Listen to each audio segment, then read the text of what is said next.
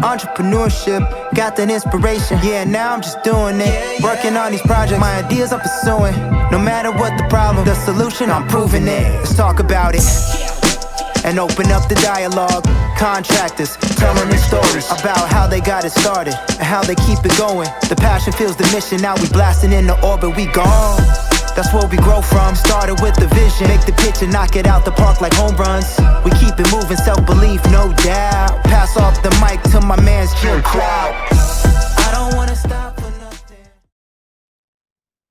Jim Clouk here on Contractor Stories. I am your host, and here is our contributor, Bob Mueller. Hey, Bob. Hey, Jim. Hey, awesome to be here, man. Excited about today's podcast. Victor Rancour is in the green room. And for those of you who know Victor, which many of you do in the contracting world, you're going to learn things about Victor that you didn't know. Many people don't know. Even Victor may not know some of the things he's going to say. Because on this program, we do go back in time. I always like to ask questions. So, who were you when you were a kid? And these aren't questions normally asked on a podcast. That's right. And that's the premise to the show. We want to really learn about the man behind this. You know, we already know Victor building this unbelievable business that he's now exited. He puts on these big events. He's a big personality. A lot of people know him from social media, things like that. But how do you really learn anything about somebody through these type of things? In this podcast, we're going to go deep into who Victor is. All right. Let's go to Victor now. I think this is a huge success story, Victor and Bob, because you've done something at a young age with such great success in terms of financial success and building a business that you were able to sell. I mean, like I said, I enjoy it now. Like, and I look back and I laugh. You know, a lot of people, like, they would get hung up on some of the mistakes I made. I'm just like, dude, like, it is what it is. I have an unwavering belief in myself that I'll make my way out of it. I also, you know, like I said, I've learned a lot of people are like, man, you know so much about business. I'm like, yeah, because I've failed so much and I've done a lot more. Like, I joked the other day that I've forgotten more about business at this point than some of these guys know. And it's like, it's reality. I've learned it the hard way. On Contractor Stories, we have the one and only Victor Rancour. And I say that because there's a belt with his name on it. Hey, Victor, how you doing? Hey, what's going on, Jim? How are you doing, buddy? Doing well. It's great to have you here. Bob, you and Victor are old friends. Yeah. No, I've met Victor a couple of times. He's been nice enough to have me down at his shop down there. We've chopped it up a little bit, and I appreciate his kindness and definitely respect what he's been doing in our industry. It's going to be great to have him on the show today. Can't wait to get into his story. There should be no one watching this, Victor, who doesn't know who you are, because we are here for the contractor so they can hear and learn more about you on Contractor Stories. You do podcasts yourself. You've been on many. But I don't think you've been on one like this, because the Contractor Stories, we go back in time and we bring it all the way up to today, because we want to know what's going on with the man behind the business. So, are you ready for this? I'm ready, man. Like I've always been an open book. So, you know, as I guess open up the book a little bit more and learn about me. And I think, you know, a lot of people, there's a lot of stuff people don't know about me. And I think it'll be good to kind of get it out there so they kind of understand like what makes me tick and stuff, man. Yeah, so I like to go back in time, and this is a common question I ask people. Let's go back to when you were a kid, which wasn't that long ago because you are a young guy, but let's go back to the 10-year-old Victor. Who were you? What were you like? I mean, 10 years old, so that puts me around like, I don't know, 6th grade or something like that. It's kind of funny because right around that age, it was when I was a straight A student at that point. But that's, you know, I had really good grades. I really like doing my homework, really like focusing. And that's kind of when I started meeting some of my friends that didn't like to do a lot of that shit. So I met some of my friends that kind of, you know, changed my trajectory on things that I was doing in life. But, you know, I was a good kid, man. I mean, I like to follow the rules. I mean, obviously, like back then, you know, kids actually went outside and played. So like we were always outside. Like I had a really good, you know, house I grew up in. I grew up with my mom and my stepdad. My stepdad raised me since I was 1. At that point, I never met my biological dad. So I had a dad that raised me. He's my dad to this day. Obviously, I've met my biological dad since then. But I had a good childhood, man. Like my mom was in sales. My dad worked at Home Depot. They worked different hours and stuff, so that we were kind of, me and my brother were kind of latchkey kids. So we kind of they let us kind of do what we wanted. They had a lot of trust for us. I mean, I know nowadays, like the thought of your kids walking themselves to school and then coming home when you're not home and having a key to your house, like I know that's not really heard of nowadays, even though I feel like it's even safer now than it was back then, but whatever. But yeah, so I mean, back then I was outside a lot, man. We didn't, we had video games and stuff, but we were the kids that were ride around the neighborhood on our bikes because we don't have cell phones. And you got to find out where your neighbors are at or where your friends are at. So you just look for the house with all the bikes in front of the house. So we're always outside. I was always an athlete. So I was always, playing sports as a kid. Mostly football was more my passion than anything else. But, I was a kid that was outside on my skateboard, my bike and playing sports. And at that point, 10 years old, I was a straight A student at that point. And went a little downhill from there, though. So there's no question that you've been winning ever since you were young, because you continue to win in business today and in your family life. Do you think that the sports like football, the athletics, the team building and so forth had a big influence on you to where you are today? Yeah, I mean, sports is part of my life since I was, 5. I started playing tackle football.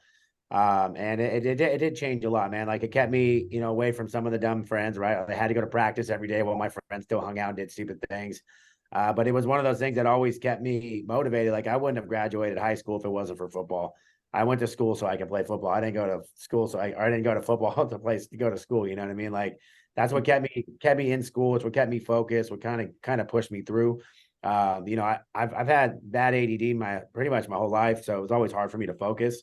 And one of the things that I always dealt with was like football. Football is the only reason I went to school. Otherwise, I could barely focus on anything. So, yeah, I mean, it's been good, but also, I grew up playing quarterback, so I was always a leader. I was always the guy that kind of got people motivated. People would follow. I was able to always excite everybody, and I think I've carried that into obviously business ownership because half of being an owner is becoming a leader and becoming the person that people want to follow and becoming the person that people want to work for. And I think I learned a lot of that stuff playing football and getting, how to get people involved and get them excited. Yeah. So Victor, I take it the NFL turned you down. So then you decided to be a contractor, right? What's the story? Did you always know you were going to be in this type of work? No, I mean, obviously the NFL still calls me every day. I mean, I know Tom Brady retired. They needed someone to step in and be the real GOAT, but no, man, like I didn't have any plan on being a contractor, man. I got out of high school, I worked a lot of odd jobs. I worked a lot of sales jobs. Obviously my mom being in sales and a lot of my family members being in sales, I kind of understood like, hey, there's a high level earning opportunity. But I never had anything where I just could like, I can really grow in, right? Like something that was like a real career, real career path. So like my early 20s, I did a lot of phone sales, stuff like that. So, I got really good at it. Everything I've ever done, any job I've ever done, I became kind of the best at it within that company, whether it be the sales, whereas I was always able to put a sales process in place and kind of lead people down the path that I wanted. Even if it was phone sales or whatever sales it was I was always good at it. I was the best at bussing tables when I was a busboy. Like I bust my ass when I was a server. I was the same way, man. I've always had a really good work ethic. When I had the opportunity, but I also had a dark side, man. Like I like to party and I like to fuck shit up sometimes. Like I'm one of those people, like when everything's going good, I like to like fuck it up. So I did a lot of that in my early 20s and it kind of led to, me moving away. I moved to Cleveland, Ohio. I mean, I grew up in California, in Huntington Beach area pretty much my whole life. And then all of a sudden I made some bad choices and I ended up in Cleveland, Ohio, when I was about 22 years old. I had to sell everything I had, moved out there. My uncle gave me an opportunity to work at an oil change place. So I went from sunny Southern California to living in Cleveland, doing oil changes for $6.75 an hour and down in the oil pit, getting oil splattered in my face, so that was only, less than 12 years ago for me. So, I made some bad choices. I've been there, but even while I was there, man, like no matter how good I did, Victor always reverted back to being a dumbass. So that's something I've kind of dealt with most of my life. I love Cleveland. I met my wife there 25 years ago while I was living there. But Cleveland's not bad.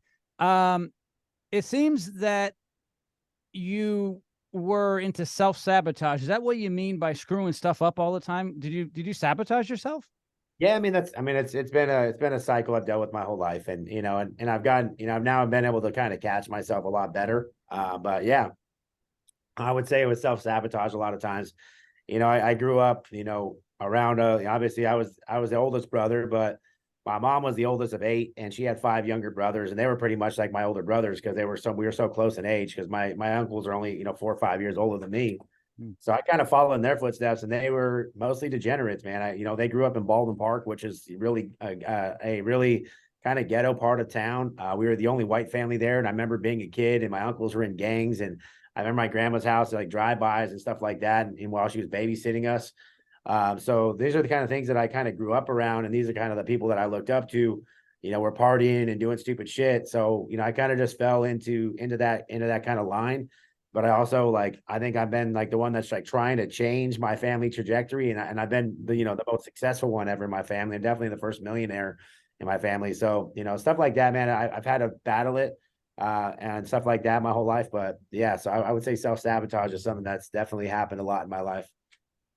Yeah. So it sounds like you kind of fell into the contractor world. It wasn't like a path that was like the first thing that you were going to choose. So sports was kind of your passion, but if Victor could have whatever he wanted in life, what was Victor's first choice of what he saw his life going to be like?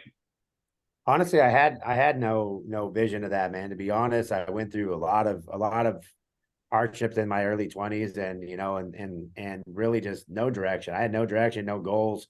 Obviously playing sports was always a big thing, but the same thing, man. Even in sports, like I'd work my ass off for a couple months and then sabotage myself or whatever it was. So it was just always like a vicious cycle. Never had any really goals and aspirations. I finally moved back to California about a year after living in Cleveland. And while I was in Cleveland, I did kind of cut my teeth, and almost similar thing and I talked to a lot of guys when they're hiring, like hiring these oil change guys is really similar to running a tune-up. It's the same thing, right? You go in there, it's a cheap $19 oil change. Next thing you know, you're spending $250, and you got, filters and all this extra stuff, and you're merchandising, right? So I really got to learn how to merchandise while I was there. So when I was working in Cleveland, the store that I worked at was the 32nd worst store in the whole company, and there's 32 stores. And when I got there, I was a guy in the oil pit, and the only way to get out of the oil pit is learn how to sell and merchandise stuff. So I said, hey, like, give me an opportunity to get out of the oil pit. So they gave me an opportunity. I went up there and I crushed it. I turned the 32nd store into the #1 store. And like I said, everything I've ever really put effort into, I became the top at it. So I became the quickest to ever become a manager there. Obviously, I became a manager, and it got me a whole whopping like $8 an hour. So like it wasn't like it was a big upswing in money. But yeah, so I think I got to cut my teeth a little bit in merchandising there, and I didn't realize that it was going to kind of lead into what I do now. And when I moved back to California, I kind of got back into the same stuff I was doing. I was serving tables, and then I started getting into phone sales. And while I was there, I was doing the phone sales. I did what's called loan modifications. So this is when people's credit was crap and they're losing their houses. I would help them negotiate with the banks to get back on track with their payments, right? And they'd pay me a significant amount of money to do that. Whatever $10,000-$20,000 checks they would send me, and I would make good commission. So I created a process, became the #1 person at loan modifications in my company, until all of a sudden one day out of nowhere, that company gets shut down. It got raided and shut down. So then at that point, I started getting into construction. My girl's father-in-law was a general contractor, and he said, hey, look, I'll pay you and I'll teach you how to be a contractor. At that point in my life, I never really worked with my hands or anything, but I was like, oh, cool, it's an opportunity that could be something I can build towards. I can have my own company. I can do this. So I got into contracting. Mostly we did a lot of masonry work, some high-end finish work, remodels, things like that. So I really picked it up quick, and I picked up how to do it, but I kind of fell in love with it because it was like, hey, it was like actual work, right? Like I'm actually bust my ass, and I get done at the end of the day. I felt like I actually accomplished something. I got to build stuff from scratch. So like, every once in a while, some photos from back then will pop up of like stuff that I built, like these amazing outdoor fire pits and patios and all the stuff that I was able to build, which was pretty cool. But also it taught me how to work with my hands and how to be confident in that. So it kind of, like I said, it's kind of like all the little things that I went through in my life kind of all led into what I ended up doing. And what I ended up doing was answering a damn Craigslist ad back in 2015. And that's how I got an HVAC. Wow. Victor, who has been the most influential person in your business life? So think back and go back to when you first started working, maybe when you were a young man. The most influential person, is there one person where you say that guy was my mentor or very influential? Yeah, I mean that would be my, my father-in-law. I mean, like I said, becoming a contractor. It was good, bad, and ugly, right? Of what can be, what happens if you don't get a lot of stuff in order, if you don't really start learning how to hire employees. So obviously he's a contractor and he's one of those guys that likes to do it his way, right? And he was a dick. He was very demanding. He would yell at me, he would berate me, he would treat me like shit. But I just shut up and listened, right? And I got to learn a lot of stuff. And I also got to learn, a way to manage people, a way not to manage people. I got to see a way to run a business and not run a business. I got to see what happens if you don't start putting processes and procedures and hiring people in place.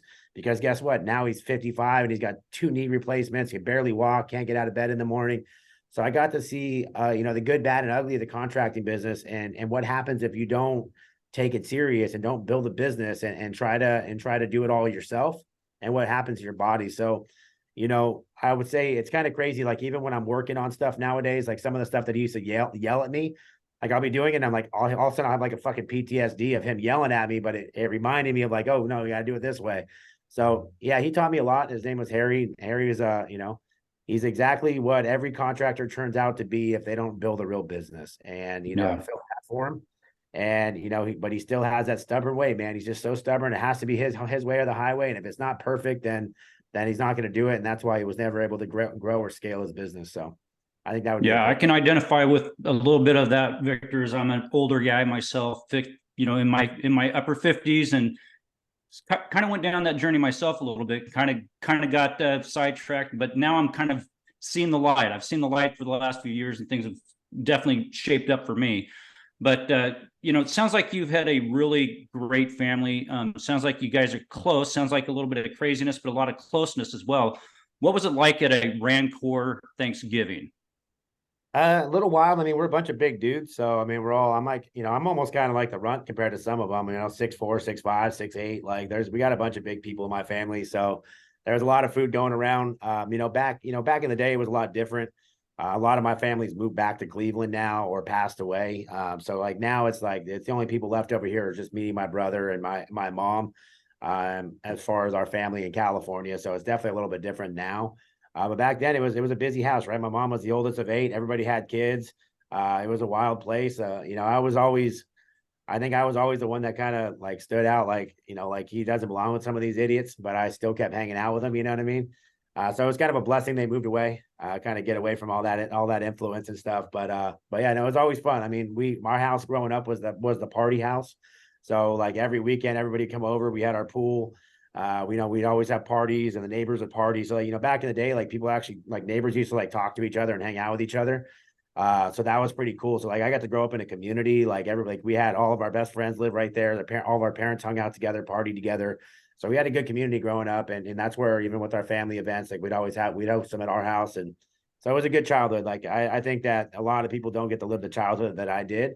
But a lot of that stuff changed right after I got out of high school with my parents getting divorced and things like that. So a lot of that family dynamic changed in my teenage years, and that caused a lot of stuff to change in my life. But yeah, no, growing up was great. It was a lot of fun. Victor, not all of us, but some of us have regrets at some point in our lives. Do you have a regret? And if so, what's the biggest one? I think the biggest regret, right, is when you grow a business fast, you burn a lot of relationships. A lot of stuff gets pushed to the side, right? Like a lot of people want to see like the success, but they don't see the dark side, right? And this is some of the stuff that I talk about in my book that comes out in November. But there's a lot of things that go in the background, right? Like, when you're so focused on building a business, even your employees, you don't think about your employees as much. You don't think about like, you don't really enjoy the moment. We went to 5 million for year one, man. Like I didn't really get to enjoy the moment that much. All of a sudden we're 5 million, then we're 12 million. And all of a sudden we're like this massive organization. So I think if I was to look back, I would have slowed down. I would have enjoyed the moment. I would have built more processes and procedures in my business to make it easier on me. I would have went on more vacations. I would have hung out with my kids more. I would have been nicer to a lot of my friends and family and my relationships, the first couple of years. I mean, I was a very almost like I was a dick, man. Like, but I was so determined on what I wanted and how I wanted it done that I didn't really give a fuck. It was my way or the highway. And I wish there was a lot of relationships that I burned that I wish I could go back and fix. But I think number one thing would be, just to slow down, enjoy the moment, and then spend more time with my kids. They're starting to get older now. My daughter turns 9 next month. She was 4 when I started this business. And, I lost a lot of that connection, relationship with her that I wish that I can go back and get. And, now that's kind of now that I've sold the business and I have time, like I'm just trying to spend some time with my kids and enjoy them and watch them grow up and coach their football teams and all that stuff. So I think that's my biggest regrets. Victor, that being said, would you agree it's very challenging for entrepreneurs, small business owners to be very successful in growing that business and managing that business and also managing the home life? It is. I mean, to do what I've done and what some of these other contractors have done very quickly, it takes everything. Like, people don't realize it was 7 days a week, 365, relentless. Like, I was up early in the morning, work late nights, family vacations. I'm on my phone. I couldn't just shut off. And it's a very challenging thing, but it is possible, right? And this is some of the stuff that, as a coach now and coaching contractors, and these are things that I talk about, like how do we make it a priority? How do we put family first, right? And if you put family first and you put your employees first, then everything else we can figure out. But yeah, it's a very challenging thing, and it's just something that, like, nowadays I care more about that, and I think it's hard because we get these blinders on, right? We look at money and we see all these things and we get excited and we have our egos and all this stuff, and especially nowadays everybody's like, work harder and blah blah blah. Like, you watch all the social media people and got out hustle everybody.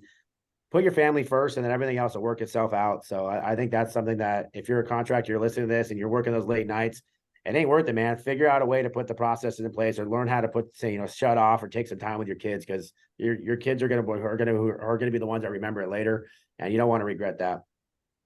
Yeah. So it sounds like you ran your business kind of like the way that the first part of your life was ran, without a lot of mentorships or a lot of direction, a lot of focus. Speak a little bit about the importance of mentorship now, because it sounds like you've finally figured out that having mentors and a lot of good people around you is a much quicker result in that than there is when you're just trying to build this thing at the pace you were building it at. Yeah, I mean, you talked to me 5 years ago, I wouldn't have listened to a word you said anyways. Like, my mindset was, Victor knows best, and you guys don't know what the fuck you're talking about. I thought my shit didn't stink. My head could barely fit through the door because my ego was so big at that time. And I made a lot of mistakes, and I paid, I've paid probably, if I had to count, $10 to $20 million I lost on my education, on things that I could have done differently, things that I would do differently now, things like, if I was to start the business now, like what I did was impressive, but I would fuck that up. I would be $100 million already by myself. Like, it would have been no question. So there's a lot of things that you learn, a lot of lessons you learn, a lot of stuff that, you overthink, you don't think about, right? Like, you don't think about, that your friends aren't, not, you just let your friends go or do whatever, hire your friends and trust everybody, not put any checks and balances in place, not understand your financials, not understand your cash position, not understand what happens when you finance things and how interest rates matter and all this stuff. So, and all taxes and all this stuff. So you don't realize it as you're growing. And especially if you don't have a business coach or a mentor to kind of reel you in. Like, a lot of my clients, like, they want to be like me, right? They want to move fast. And I'm over here, like, half the time I'm like, here, I'm putting their dog collar on and pulling them back. I'm like, no, relax, bro. You're not ready for it. So, I think that having a mentor is important, but also getting around people that have done it. So a lot of guys, they get around me and they get excited. Some guys, they go through the motions every day, man. People go through the motions so often. They just, they go, mundane. And when they get around someone that's very successful or someone that moves like I do, it gets them excited. And that's what I like most, is like, my contractor's like, yeah, all the stuff you teach me is great, but, like, dude, you've actually, like, motivated me to, like, what the opportunity is out there. Because right now there's never been more opportunity in the home service space ever. And some of these guys just haven't woke up to realize it. And that's kind of what a lot of my passion is too, is getting guys to realize the opportunity they have. I don't want to do this for 10, 15 years, 20 years, like the, the old school guys. They want to have this business forever. Dude, you can have this business for 3 to 5 years and become a multimillionaire and go sit on a beach the rest of your life. Or do you want to do this for 30 years? And right now you're going to do it for 30 years. If you follow me and listen to me, I'm going to help you get out in 5 years and make a shit ton of money and become rich and not have to worry about this. This job sucks. This job sucks, especially if you're not making any money. Victor, what is, in your mind, the biggest win you've had in your life, either personal or professional? The biggest win I've had in my life. I mean, I think exiting my business, man, it was the biggest. So it was the hardest thing to do mentally. It made me mentally sick, physically sick, depressed. I went through every range of emotion going through selling my business, and I didn't want to do it. I just every day, like I'd wake up, I'm not doing this. I'm not doing this. And I had a lot of good friends in my corner that said, look, you just need to pull the trigger, dude, because it's killing you. It's killing you. And I don't care about the money. The money doesn't matter. It was my mental health I didn't realize was deteriorating trying to run this business. I haven't been happy running my business in years. I didn't really want to be part of it. I didn't really like being there. I have such bigger aspirations and goals and things that I was working on outside of my business that I didn't realize that this thing was causing me a lot of depression, a lot of anxiety, a lot of stress that it wasn't even needed. And I think my biggest win was finally accepting that I got to let it go, because first off, I wasn't the leader I needed to be because I wasn't invested in it like I used to be. I was so detached from my family, detached from my friends. It was constant, like always under stress, that when I finally cut the tie on it, right? When I cut the tie on it, it was finally able to be myself again and slow down and open my eyes and realize what's really going on and what really matters. And I think that's probably my biggest win is getting my life back from what I was dealing with every day. And it was a lot. Like, I don't think many people understand what I go through on a daily basis, or the amount of stress, anxiety, and moving pieces. Like my mind is like million, like, I got, at this point, I got, 12 companies that I own all over the country, plus my training and all this other stuff. Plus I was running 100+ person business every day. It was a lot, man. So I think that was my biggest win is finally getting my life back, which I have now. So like, yeah, most of the time I'm just chilling on the beach or hanging out by the beach nowadays. So it's been nice. That is so awesome. Now, if I'm not mistaken, and I may be wrong, but 12 to 24 months ago, did you not post from a hospital bed? Didn't you end up in the hospital with something? Was it stress, anxiety, panic attack, or something? Yeah, it was about 12, a little over 12 months ago. Yeah. I mean, I had, I was getting bad chest pains and I didn't really know what it was. It ended up not being anything, but I think it was more anxiety based. But like I said, it's, I do things that normal people don't even think or even try to do. And people don't realize, like I said, throwing events is, it's millions of dollars, it's stress. And plus, running a business at the size that I was running at, over 100 employees, and there's all these trucks on the road and there's a lot of cash moving in and out of your bank accounts. And plus I'm trying to do training, plus I'm trying to be a dad, all these other things, like they all add up. And, doing one of those things is hard. Doing 10 of them is fucking really hard. And I didn't realize, like I said, what I was doing to myself. But it was, I think it goes back to my childhood, right? Like I just, you guys see my social media stuff, and a lot of the stuff is built around ego and just kind of get attention. Like, I mean, I remember being a kid, like I was kind of picked on a lot in elementary school. My ears were this size, but my head was a lot smaller. So I used to get made fun of a lot for my big ears and shit like that. And I wasn't really like, I was more of like a mama's boy than I was like a fighter back then. And now, like if someone says something to me, like, I'm not someone to back down to anything, but back then, like it used to hurt me, and I wanted to be popular. I wanted to be like the guy, right? And I kind of built myself into that. And what happens when you do everything in the spotlight, right? Everything that I do, every post that I make, everybody, like, they don't like it. They don't say anything on it, but goddamn, that thing goes around to everybody, right? One screenshot and it gets out to everybody. So everybody kind of listens and watches everything that I do. And so I'm always under a microscope, man. I just think that, I think a lot of people don't realize the amount of stress and pressure that I put on myself. And I'm 34, man. Like I started putting all this social media stuff out at, 5 years ago, and I'm a different person than I was then. I'm a different person than I was last year, but people only remember what they remember about you. And I think that, a lot of people, when they meet me, they're like, oh shit, like you're like legit as shit. You work hard. Like, yeah, I'm like, dude, I didn't just show up. Nothing was spoon fed to me. I've been taking care of my parents' bills, my brother's bills, and helping people, for all my friends, for as long as I can remember now. Like I've been taking care of people, my family, for a long time. Like I don't have people that give me anything. This is all I created from scratch, from my idea that my fucking psycho brain has. So We may have touched upon this already, but I love asking people this question. If you could go back in time in your life at any point in time and get a do-over, do it again, what would that be? Now, there's only one, Victor, okay? Because I know we all have a lot of things we'd like to go back and change. Like, gosh, I wish I didn't say that. I wish I didn't take that job. I wish I didn't hire that guy. What's the one thing that pops out?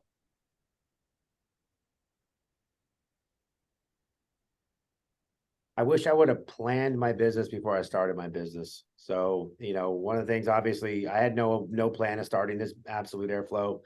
I literally was, I was the top sales guy for my company. I just came off a all-time record month from sales. Like, we're the biggest sales number ever in the history of the company. I'm about to get a big ass bonus. And I decided, I went to my buddy's pizza shop, and I was a little upset the way the guy was treating me, but mostly how he was treating my brother and my friends that worked there.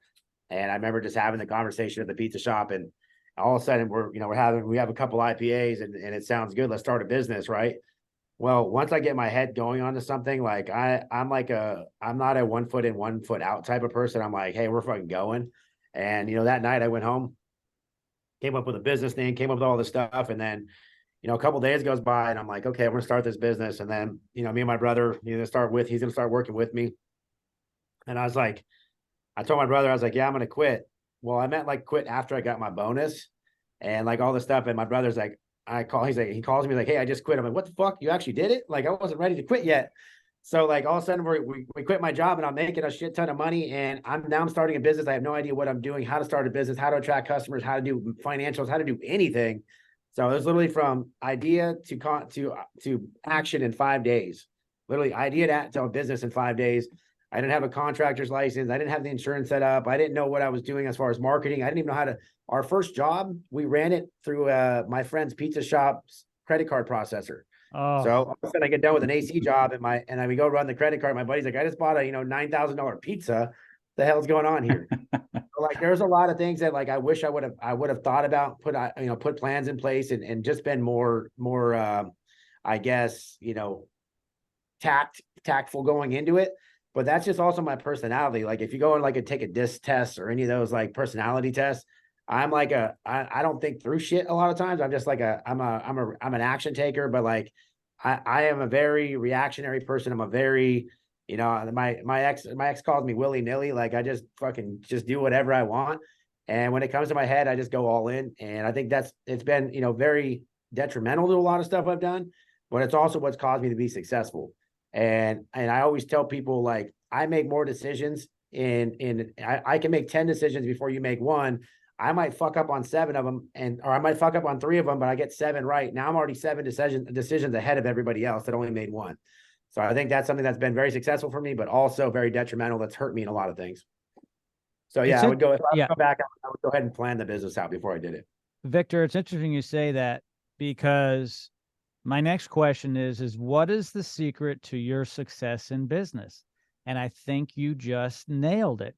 It's, I'm going to push real hard. I'm going to make some mistakes, but my momentum is going to allow me to win. Is that true?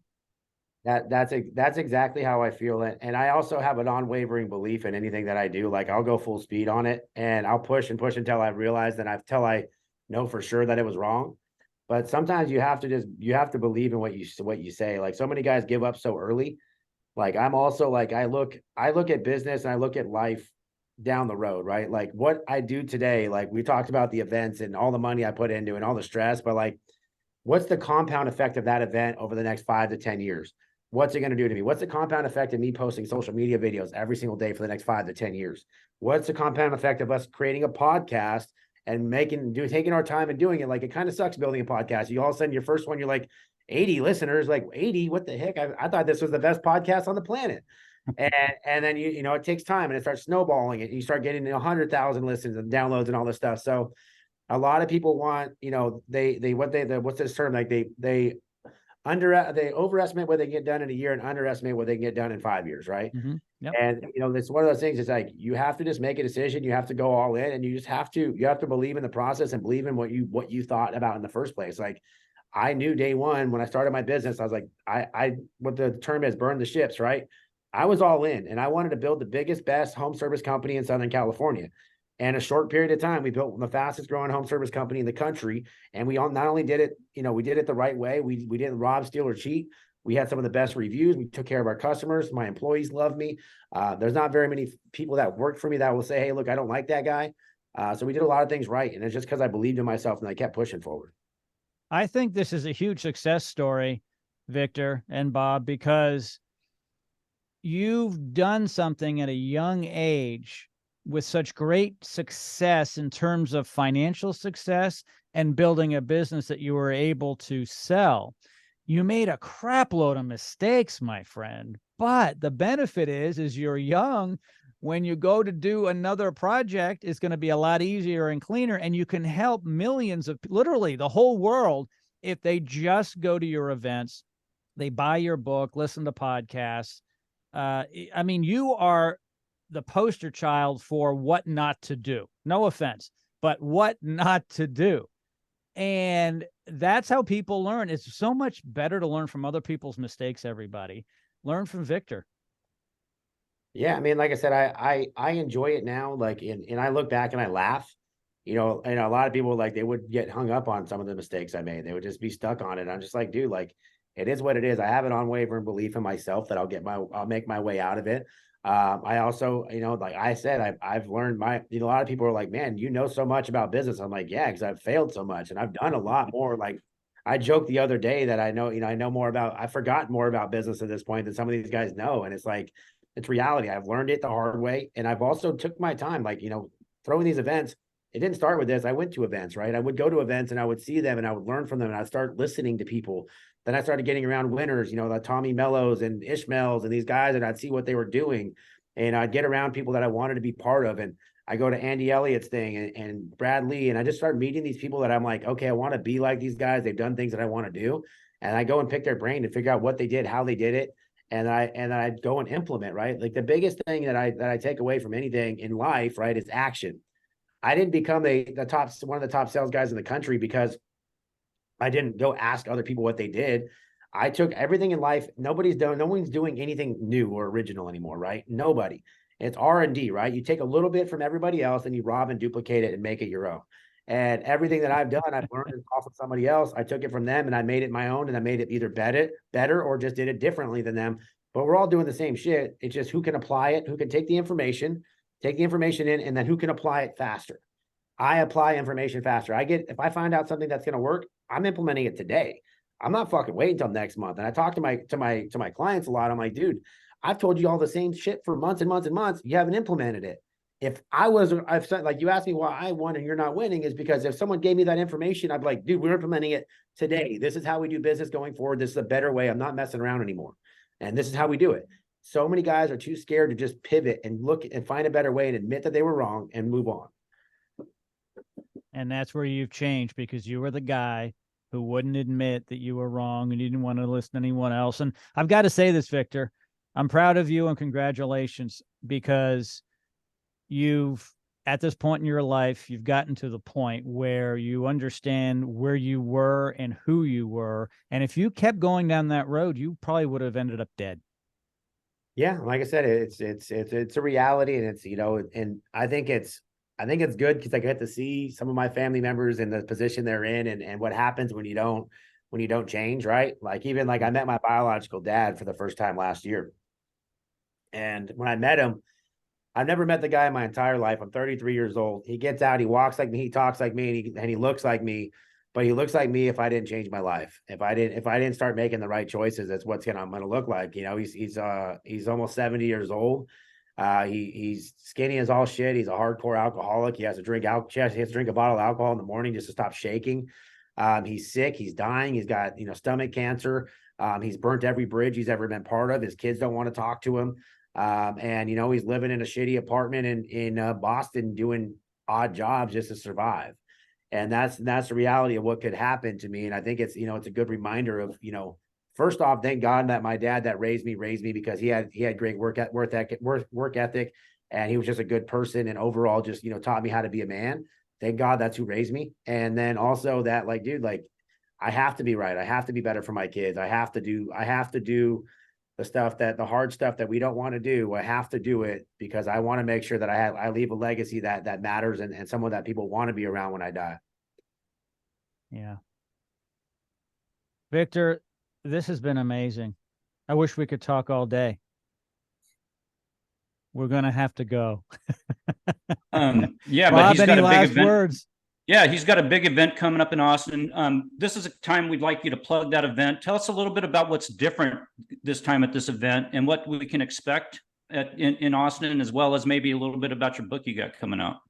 Yeah, I mean, obviously our event's September 27th through 29th in Austin, Texas. If you've ever been to my events, I try to bring young, exciting people on there, people that are in your shoes, that have owned 7, 8, 9-figure, 10-figure businesses in the home service space. I like to make it very actionable. I want you to be able to come in and be able to learn. We do a lot of panels. You can do a lot of Q&As with these owners. But I brought in some guys that have grown big businesses in small markets, in big markets, have done acquisitions, have done a lot of the stuff that you want to do within your business, or even exited their businesses for a large amount of money. They're going to come in and tell you the actionable stuff the things you can do today to start getting your business ready for that. And also I brought in some of the best motivational speakers on the planet as well. And then if you've ever been to one of my events, I make it really fun, right? Like we throw big after parties. We have our welcome reception that's going to have a live band. We'll have our after party with the live musician. So we do a lot of stuff where you can come and mingle with these people, because a lot of the stuff learned on stage, but a lot of stuff is the interaction, the people that you meet there. Some of the best people I've ever met and that become good friends of mine, I met at events, just at the after parties, or just hanging out in the hallway and asking questions. And if you do come and you do have tickets, whether you have them or not, or if you show up, don't be shy, man. Ask your questions. You paid the money to get there. Don't stand over in the corner. Go talk to people. Dude, I'm the most outgoing person you'll ever meet. Every event, I will shake everybody's hand. I'll introduce myself to everybody, but don't be scared to ask me. Don't be scared to ask, Wyatt Hemp with Any Hour, or Lance Bachman, or some of these other guys that are going to be there that have done things that you want to do, because this is your time. Everything you get to do there, just be open, because every one of those people was in your shoe at some point, and ask somebody else for help and got to where they are now. So if you guys want to come out, go to events.callprofitrocket.com. Get signed up. You're not going to regret it. We have a beautiful hotel that we rented out, beautiful venue. I do everything top notch. And like I said, I hope you guys have a great time. And hopefully when you get there, you guys, I'm releasing my first book at the event. It's going to pretty much like a sales Bible. It's everything you need to know about home service sales, from every process that I run, every objection that you can think of, and how to overcome it. Not only how to overcome the objection, but also how to prevent it from even happening in the first place. Because the last thing you want to do is deal with objections at the end of the table. I'm going to teach you some of the stuff and tricks that I did inside the house to make sure that when I got to the table, we didn't have objections. So if you come, that book's going to be released at the event. And then my second book is going to talk about my journey, some of the struggles I went through, and some of the things I would do differently if I was to go back again. That one's going to be released November 15th. So I got 2 books coming out in the next couple of months. And yeah, man, I'm just blessed to be on the podcast. I'm glad you guys asked me. Obviously it's still kind of weird to me. I got imposter syndrome. I go speak at these events and I go do these things, and I still feel like I don't belong. But I'm just blessed to be where I'm at, and I'm just glad that I can help people, and that's kind of where I'm at now in life. I just want to help as many people as I can. Victor, it's great to have you here on the program. Bob and I are looking forward to seeing you in Austin, and I want to be first in line to buy your book, and I want you to sign it for me, please. Yes, sir. I'll be right there, brother. Like I said, I'm excited to see you guys there, and exciting. They're going to have some live podcasts there, so you guys will be able to see them live and in person at the Profit Rocket Growth Summit. I'm excited for what you guys got going on here. I mean, it's always good to hear people's stories, the real stories, right? And I'm very vulnerable, and I hope the next guy that comes on is vulnerable, because this is the stuff that people need to hear. People need to hear about losses. It's not all about wins. Social media just shows it's your highlight reel, right? Dude, let's talk about the losses, because these guys need to hear it. People need to understand, especially the guys right now, all they're hearing is your wins, and they're getting their teeth kicked in, and they didn't realize that you've got your teeth kicked in plenty of times and stood up. So if you guys do come on this podcast, you guys hear this, just tell the real shit that's going on, man. It's not all rainbows and cupcakes. Victor, on that note, thank you so much, and we will see you in Austin. Sounds good. Can't wait to see you, brother. Thanks for coming. Yeah. Entrepreneurship, got that inspiration. Yeah, now I'm just doing it. Working on these projects, my ideas I'm pursuing. No matter what the problem, the solution, I'm proving it. Let's talk about it and open up the dialogue. Contractors telling their stories about how they got it started and how they keep it going.